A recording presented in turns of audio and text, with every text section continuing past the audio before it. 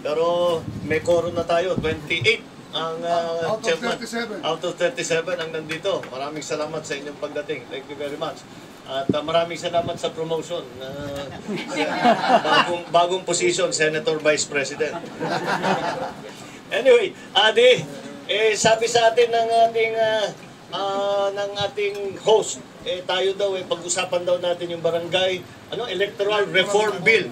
Unahin ko yung aking bill. Yung version. Yung meron akong ginawa, yung barangay benefits, retirement benefits bill. Timer tayo. Tama dahil pagka natapos, pagka naging batas by the end of this term, applicable na yan hanggang kung matuloy ang eleksyon ng October. So, mag-apply na yan. Pero yun na nga. Ang retirement benefits bill yung ginawa ko ay para sa lahat ng barangay workers, hindi lang mga elected officials, hindi lang chairman, kundi pati yung mga volunteers, yung mga lupon, yung mga health daycare, yung mga barangay health workers, lahat pati volunteers ay sinama ko dahil sabi ko naman talagang alam mo kuminsan kasi yung ating mga national official karamihan dyan hindi nakadaan sa LGU kaya hindi nila alam kung gaano ka-importante yung trabaho ng mga barangay. Lagi ko pinapaliwanag sa kanila, alam nyo, lahat ng ginagawa natin sa national, kapag wala yung mga barangay workers mula sa chairman hanggang sa volunteers, walang mararamdaman ng tao dyan. Hindi makakarating yung serbisyo ng gobyerno. Kaya kailangan naman kilalanin natin yung kayong ginagawa. Kasi ang problema sa barangay officials, hindi mag-qualify sa GSIS dahil hindi naman kayo tumatanggap ng sahod. Kayo ay tumatanggap ng honoraria. Okay, so tapos hindi umaabot doon sa 15 years ng requirement sa GSIS. Kaya sabi namin, ang dami nating pinapagawa. Ang dami nating pinapagawa para sa barangay officials. Ay siguro naman babigyan naman natin ng konting benepisyo pagkadating ng sila mag-retire. Kaya ang ginawa namin, unang-una, pinag-ranching numbers ang ginawa ko. Ang unang ginawa ko, saan natin kukunin yung pondo? Nagkalkula kami ng konti. At sabi ko, huwag naman natin kunin dun sa ERA share ng local government dahil kulang na yun. So, kunin natin sa ERA share ng national government. So, yung 60% ng national government, kukuha tayo ng 1% dun. Mahigit kumulang mga 5-point-something billion yan. So, doon sa numero yun, depende sa kung ano yung koleksyon, di ba? 3 years before. So, yun ang doon tayo kukuha para hindi nga yung kulang ng pondo ng local government hindi na mabawasan. Yun ang kukunin natin. More or less, depende nga kung ano yung naging era sa taong yun. More or less 5.3 billion yata, I think as of for last year. Kaya magagawa doon sa kalkulasyon na yun, more or less din, hindi ko naman maging eksakto dahil pabago-bago yan pero more or less, sa chairman, 100,000, pababa hanggang kagawad, pati tanod, pati health workers, pati lahat, yung mga volunteers hanggang 50,000. So, ang maganda niyan, actually, final ko ito noong 2011, hindi natapos. Dahil ang daming tinatanong, ilan ba magre-retire, saan tayo kukuha ng pondo, ganun. Ayaw yata alam naman natin yung DBM, ayaw magbigay sa LGU ng kahit na isang tusing. So, pinipilit natin. Hindi umabot ng 2013. Pero pagbalik namin ng 2013, final ko ulit.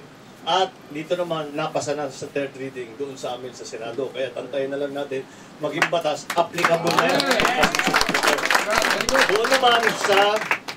Alam niyo ginawa kasi namin doon sa SK, ay ginawa namin, nag-postpone kami kasi ang daming nagsasabi, i-abolish.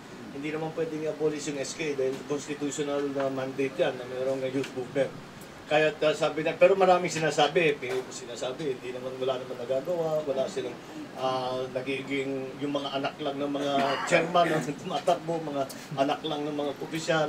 Lahat yun, kung ano-ano mga problema ipinapakita. Sabi namin, sige, i-postpone natin, tapos bigyan natin ng sarili natin ng 1 taon. Sa 1 taon na yan, pag-aralan natin na mabuti, gumawa tayo ng proposal, kung ano yung SK reform bill, doon natin magpapasa tayo ng SK reform bill, tapos ituloy natin as scheduled October 2016 yung SK election. So ganun yun ang aming iniisip na gawin. Ngayon, bago pa nangyari yung sa SK, yung liga ninyo, liga ng mga barangay, lagi ako pumupunta dun sa mga meeting ng liga at naglabas sila ng position paper na kung maaari gawin ng 5-year term ang barangay official, 5-year terms, 3-term limit. Okay, sabi namin pwede na rin yun. Sabi ko, bakit 5 years? Dahil sa kakapostpone, in the last few terms, naging ang average 5 talaga. Sa kakapostpone, kung titignan ninyo na mabuti, almost for the last 3 terms, 5 years, 5 years. So, okay, sabi ko, payag ako na. Sumulat ngayon ako kay Secretary Mar.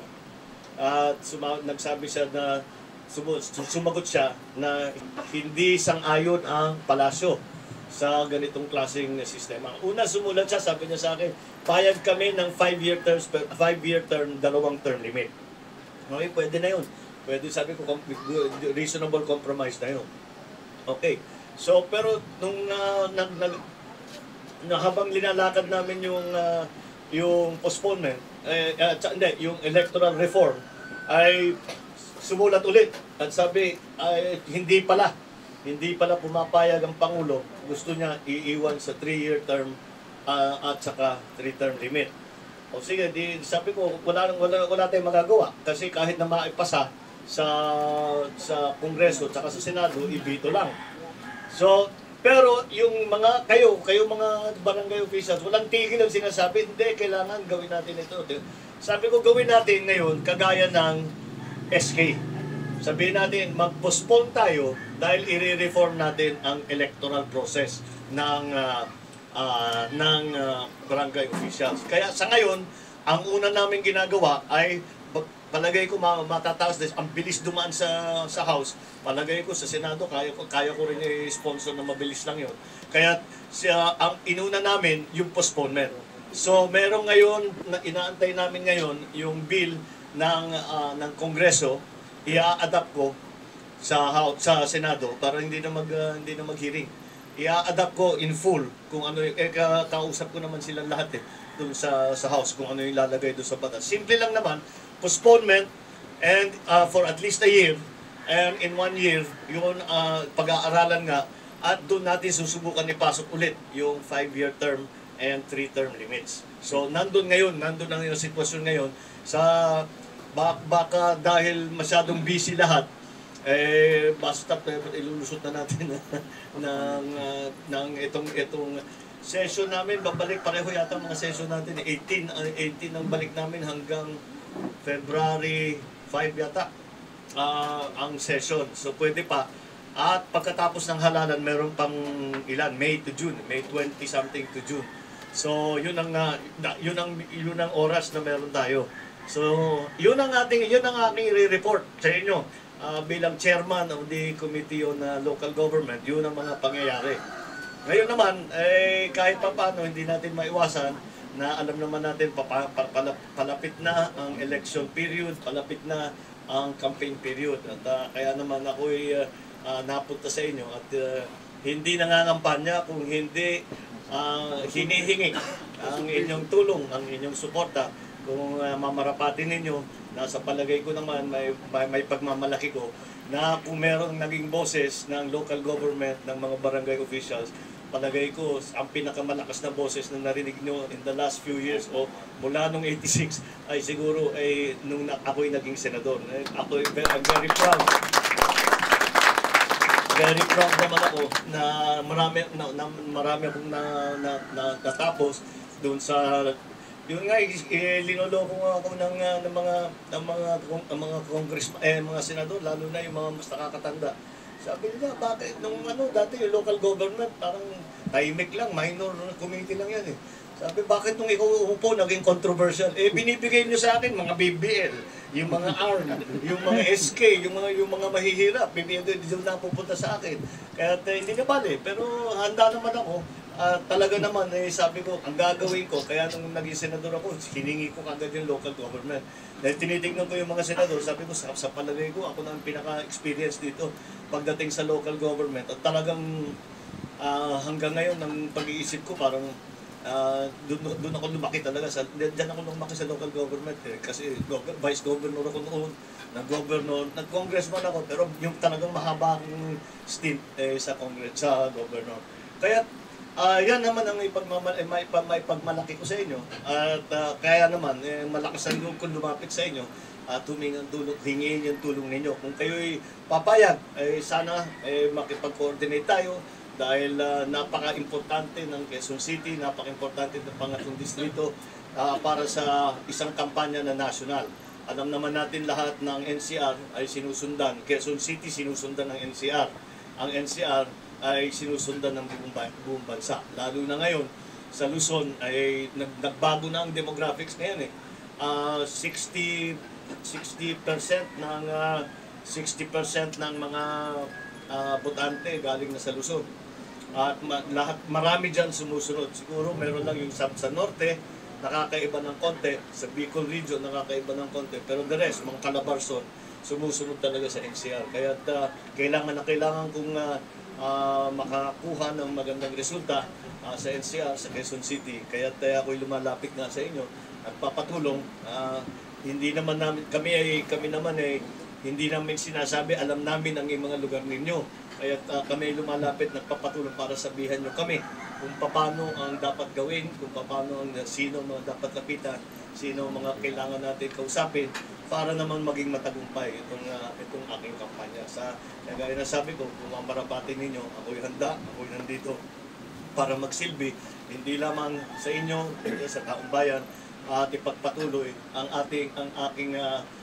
aking ginagawang boses ng local government.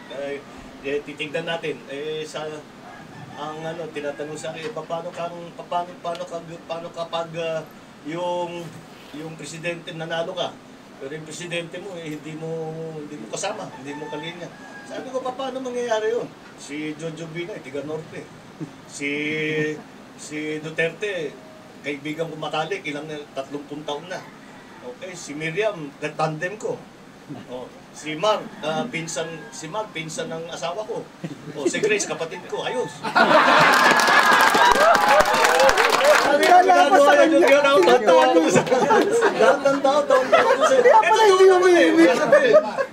Urban legend daw. Okay. Ano sabi ng mga ikakarin ko na lang. Sa iyo na lang magpa-DNA si Grace. Nag-offer na ako Kayo ba handa magpa-DNA? Kayo ba? Siniseryoso ko naman yung tanong. Sinasagot ko, sabi ko, kahit na magpa-DNA ako, walang may tutulong mo. Sige pa rin ang tanong. Sige, magpa-DNA na tayo. Sabi ko, walang problema. Ready ako anytime kung makatulong.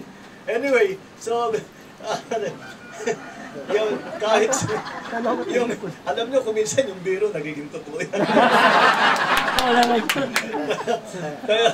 kaya siguro, kahit sa palagay ko, kahit basta tayo maging matagumpay, kahit ano pang mangyari sa mga pangulo, sa mga senador, sa mga kandidato, at sino man ang manalo, kaya naman natin siguro makisama sa kahit na kanino. At yun pa rin, uuna ko. Kasi ang katotohanan talaga, ang nararamdaman ko dito sa nakaraan, itong hindi pa nakaraan, pero itong administrasyon na ito, ay parang mababa ang tingin sa LGU. Lahat ng, halimbawa, ang pondo. Kung may pondo na pwedeng pumunta sa LGU, pwedeng pumunta sa national, kinukuha. Ang gulat ako nung sinasabi, mag-savings daw ng Pebrero, Marso, may savings na, kinukuha na naman ng national government. Yung mga calamity fund ng mga LGU, pag hindi nagamit, imbis na gamitin, hindi gawing savings para pang 13th month, pang 14th month, yun ang ginagawa namin sa Ilocos kinukuha na naman nila. Parang walang tiwala sa local government na officials. Kailangan natin baguhin yun dahil palagay ko mali. Sa akin, ako sigurado ako, alam kong mali yun. Dahil dapat nanggaling sa ilalim pataas ang patakbo ng pamahalaan. Dahil hindi nila malalaman kung anong lahat ng LGU, lahat ng barangay, may mga parehong issue, pero meron talagang parang issue na iba-iba. At kung di mo tanungin ng barangay official, di mo tanungin ng LGU, hindi mo malalaman. Sinasabi ko nga sa kanila, ang kadalasan naman, bibigyan ka ng problema, pero may alam din nila kung anong kailangan gawin para masolusyonan yung problema. Kaya pakinggan ninyo yung mga local government officials. magagaling lahat dyan. At saka, yung mga yan, araw-araw kaharap ang tao. Hindi pwedeng mambola sa barangay level. Hindi kayo pwedeng mambola nga, mangako kayo ngayong araw, pag hindi mga 2 weeks from now, 3 weeks, lalapit ng yung pinangako mo, wala naman eh, wala ka naman, mahina ka pala eh. Ganun naman sa atin eh, ganun sa LGU, hindi tayo pwedeng pabola-bola, may ginawa mo ba o hindi. Kaya iba ang trabaho talaga sa LGU level. Kaya yan ang aking sa aking pananaw, kailangan talaga natin palitan itong napuntahan natin na ang tendency na sinasabi national government lang ang pwedeng mag-ayos, national government lang ang pwedeng gumawa ng bagong proyekto, bagong programa. Sila, kung minsan yung national program, siyempre, national government ang gagawa. Pero kung sino ang magbibigay sa inyo, sino magsasabi sa inyo na ito ang pangangailangan dito. Pag narinig mo na yan sa lahat ng local government official, kailangan mo nang gumawa ng national program. So, kaya para sa akin, ganun ang proseso. Ako'y magpapasalamat sa inyo lahat at mabuti na nga, mukhang napunta nga ako sa puro kalilan itong mga itong aking nakasama. At ang tawag niyo sa amin? Saluyot. Marami kami kinakain na hindi saluyot. Marami. Sarap ang pagkain ng Ilocano. Baka kala ninyo, saluyot na. Pero hindi pala, mabuti naman at nagkakilala tayo. Yung iba sa inyo, siyempre nakilala ko na noon pa. Pero yung iba hindi. At maraming salamat kayo nakarating at nakinig at sana nga ito ay maging partnership natin. Hindi lamang sa susunod na halalan, kung hindi sa darating na ilang taon pa. Okay? Maraming salamat sa inyo. Isama sa kalkulasyon ng IRA yung koleksyon ng customs, ng VAT, lahat. Kasi sa ngayon, internal tax, income tax lang ang kinakalkula eh. Tinitignan namin ng mabuti yung batas. Sabi ko, mali yung interpretation ninyo. Dahil kailangan isama ninyo, nakalagay sa local government code 40% of national collections. Tinignan ngayon namin sa BIR, sa batas ng charter ng BIR, kung ano ang ibig sabihin ng national collection. Kasama nga lahat. Kaya yun ang aming dinalakad. Tapos, bukod pa ron, meron ako ngayon nakasalang na batas, pero ayaw ng palasyo. Yung 50-50. Imbis na 60-40, 50-50 na. Ang sinasabi ko, ang local, yan lang ang pagkukuhanan eh. May konting real estate tax, may konting economic enterprise, kung medyo may konting may magandang negosyo, pwedeng may-ari ang LGU. Pero ang national government, ang daming pagkukuhanan ng pondo. Di pagbigyan nyo na. At kung titignan ninyo sa ibang lugar, sa ibang bansa, baliktad talagang sharing. Sa China, 60-40, 60 local, 40 national. Sa mga Thailand, mga Korea, yung mga ASEAN, puro mas marami sa local. Dahil kinikilala nga nila, masyadong maraming trabaho ng local. Ang isa pang lagi kami nagdidebate, may bill na sasabihin, lahat ng LGU kailangan magtayo ng committee on kahit na housing. Sige, di maganda kasi may problema tayo sa housing. Okay, saan yung pondo? paano nila? Pinapaliwanag ko siya, alam niyo mangyayari dyan? Kukuha na lang yung chief executive sasabihin, may kailangan na committee on housing. Sinong department head na, ikaw na. Kadalasan, pupunta yun sa PDO, o pupunta sa kung sino, wala namang background sa housing, technical yung housing. Yung pagbuo lang ng land use plan, di ba? Hindi basta-basta ginagawa yun. Kaya yung mga ganyang klaseng, yung talagang may disconnect kung tawagin. May disconnect yung national government at saka sa local government. Kaya pag nag-i-speech ako, pinag-uusapan ko yung pagkakaisa, kasama na rin doon yung pagkakaisa ng national at saka ng local government. At sana ay mas maging sympathetic ang susunod na administrasyon. At kung ako'y nandyan, magsisisigaw ako, magkukulit ako dun para matiyak na hindi nila makalimutan. Yes!